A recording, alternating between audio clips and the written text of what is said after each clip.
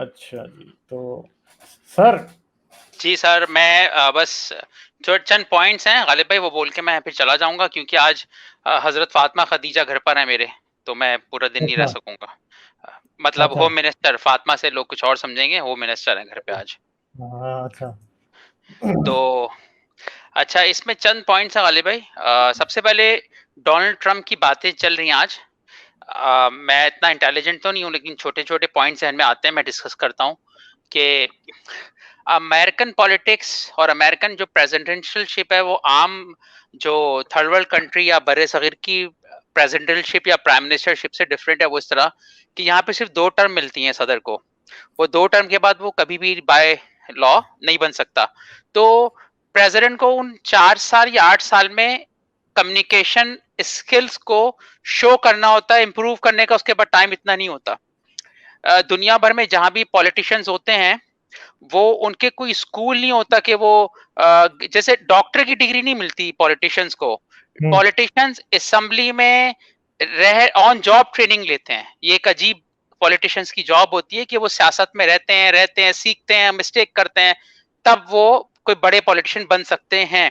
मगर अब जो किसी भी शख्स के लिए ना, लीडर के लिए most important thing communication skills है। ठीक है, कम्युनिकेशन स्किल्स ट्रम्प की, इस पे कोई उसकी कॉन्फ्रेंस आप जो भी देख लो आपको अंदाजा हो जाता है he was not good at it. अब उसके सपोर्टर ये बोलते हैं कि क्योंकि वो एक सदर नहीं, पॉलिटिशियन नहीं था।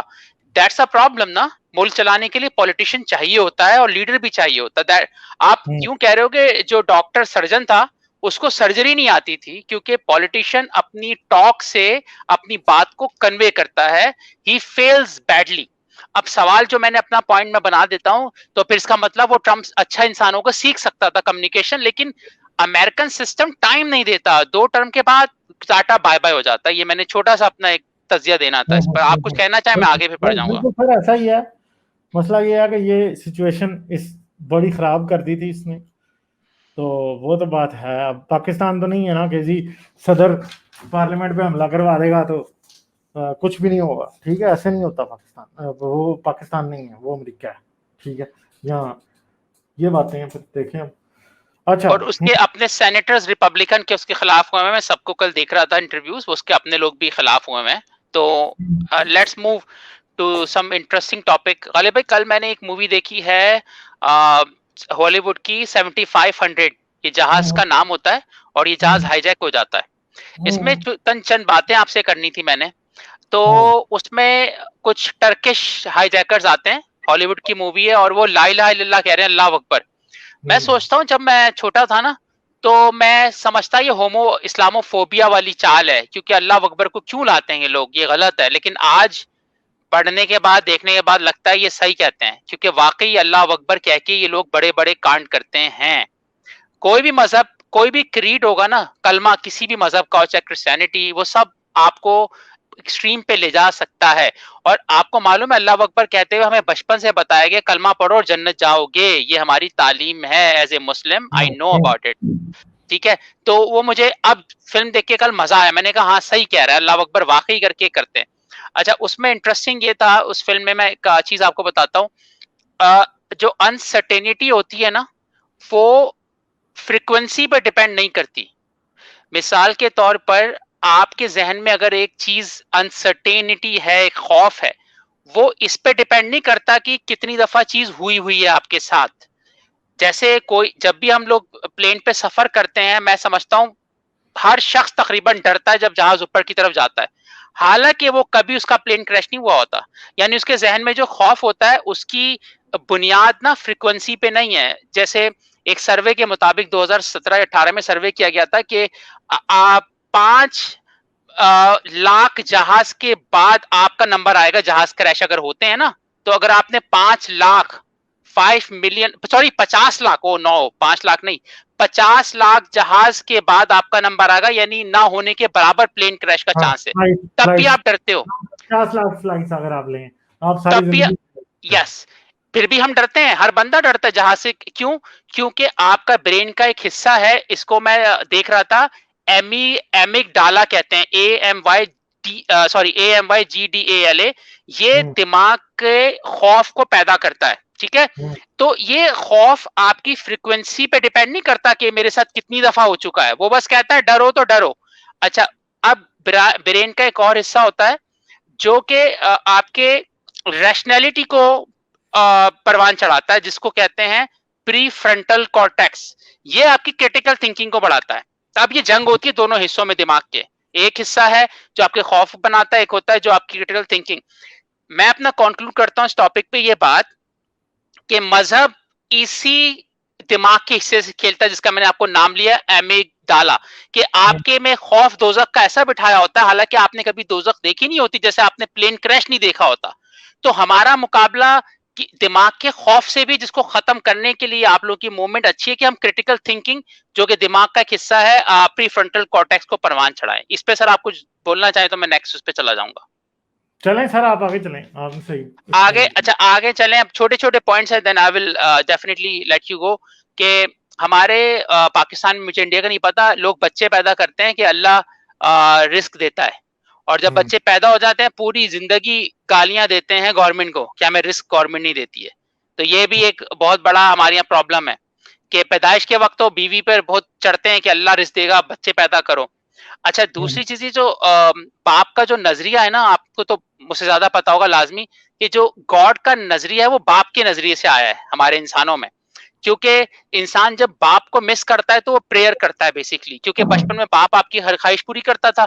तो गॉड का नजरिया जो है फादर ड्रिवन है, और अगर गॉड का नजरिया गॉड ड्रिवन होता ना, ये नजरिया गॉड खुद डालता, तो आपको डिजायर नहीं करनी पड़ती, आपकी खुद ब खुद ख्वाहिश पूरी हो रही होती। क्यों? क्योंकि गॉड को तो पता होता है कि आपकी ख्वाहिशात पूरी हो जाएंगी, तो साफ लगता है। अच्छा, एक ना अभी लास्ट स्ट्रीम में हारिस सुल्तान के शो में एक बंदा आया था यार, बड़ी प्यारी बात कर गया था, बहुत मजा आया। उसने कहा, उसने किताब पढ़ी थी प्रेडिक्शन पर, कि प्रेडिक्शन दो तरह की होती है, एक लेवल 1 प्रेडिक्शन, लेवल 2 प्रेडिक्शन। बड़ी जबरदस्त बात की। लेवल 1 प्रेडिक्शन वो होती है जिससे आपकी प्रेडिक्शन से इंपैक्ट नहीं पड़ेगा किसी दुनिया पर या आप पर। जैसे आपने कहा सुबह बारिश होगी, ठीक है, अब बारिश हो ना हो आपकी लाइफ में इंपैक्ट डायरेक्ट नहीं आता ऐसा, लेकिन लेवल 2 प्रेडिक्शन होती है जिससे इंपैक्ट आता है। जैसे आपने स्टॉक एक्सचेंज की प्रेडिक्शन कर दी तो उससे भूचाल सा आ सकता है। तो जो कुरान की ये आयतें हैं ना कुछ, कि यहूद और नसारा प्रोडक्शन नहीं कर, वो तुम्हारे दोस्त नहीं हो सकते, ये लेवल 2 प्रोडक्शन है, जिसपे आप, इससे इंपैक्ट ये आता है कि मुसलमान कभी ईसाइयों को अपना दोस्त नहीं समझता। ये कुरान की आयतों को ना मैं कभी हल्का नहीं लेता। लोग कहते हैं यार ये उस जमाने की आयतें थी, that is totally wrong, BS है। क्यों? क्योंकि ये एक तरह की प्रोडक्शन है जो कि लेवल 2 प्रोडक्शन में आती है, जिससे इंपैक्ट आता है। और अगर कोई ये मुसलमान कहता है ना कि ये आयतें उस जमाने के लिए थी, तो भाई ये कुरान इसका मतलब आज के लिए वैलिड नहीं है, दैट्स सो सिंपल ना। हाँ, तो exactly. अच्छा, एक और चीज है कि जो साइंटिस्ट है ना हमारी नजर में, वो खुदा से ज्यादा बेहतर हैं। बड़ा सिंपल बात है इसकी। गॉड पे अगर बिलीव नहीं करोगे वो आपको पनिश देगा, साइंटिस्ट पे अगर बिलीव नहीं करोगे वो आपको पनिश नहीं देगा, बल्कि साइंस आपको पनिश देगी। साइंटिस्ट ने बोला कि भाई तुमने ना शुगर ज्यादा नहीं खाना, तुम्हें नुकसान होगा। आप उसकी बात मानो ना मानो, आपको नुकसान होना है, लेकिन आपको साइंटिस्ट आके मारेगा नहीं तुमने क्यों ऐसा किया। तो ये भी एक बड़ा इंपॉर्टेंट फर्क है दोनों में। तो उसके अलावा जो एक दो और चीजें रह गई हैं कि जो हमारी जो पाक फौज है ना, वो सिर्फ पाकिस्तान की महफिज नहीं है, अल्हम्दुलिल्लाह इस्लाम की भी महफिज है। कल हूद भाई का मैं शो सुन रहा था, हूद भाई ने बोला कि वह लिखा होता है जब आप फौज के ऑफिस में जाते हो, कुछ इस तरह का अल्लाह का कलाम लिखा होता है कि बस आप इस्लाम के भी महफिज हो। ठीक है, तो सर मैं आपसे इजाजत चाहूंगा, आखिरी एक सवाल पूछ लेता हूँ। हाँ, एक और चीज, ये जो हम कहते हैं ना 1.5 बिलियन मुसलमान है, मेरी नजर में ये सही नहीं है। 1.5 बिलियन में मेरे जैसे भी तो हैं, वो काउंट क्यों नहीं होते? मेरे वो भी तो हैं कि हजरत मोहम्मद कहते हैं कि जो 3 जुमे नमाज छोड़ देगा वो काफिर हो जाता है, ये हदीस है। तो वो भी तो मुसलमान नहीं रहे। वो भी 1.5 बिलियन में वो लोग भी तो हैं जो बगैर निकाह के शादी रहते हैं गर्लफ्रेंड के साथ मुसलमान। तो मैं कहता हूं कि ये 1.5 बिलियन का लफ्ज ही गलत है अगर आप इस्लाम की क्राइटेरिया पे मुसलमान देखोगे।